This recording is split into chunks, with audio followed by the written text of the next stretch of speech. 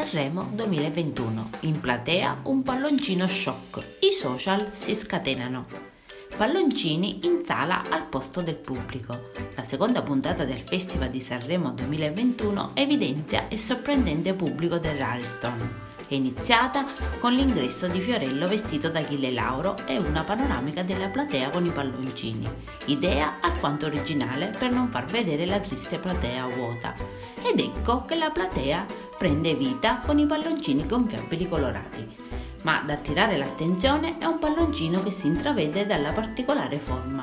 Subito parte il pubblico social che ironizza sull'accaduto e l'immagine che ritraggono il particolare palloncino che spicca da un pubblico ben colorato fa il giro del web. E come lo hanno definito in molti, è proprio un festival moderno ed originale. Io adesso vi saluto e vi aspetto al prossimo video.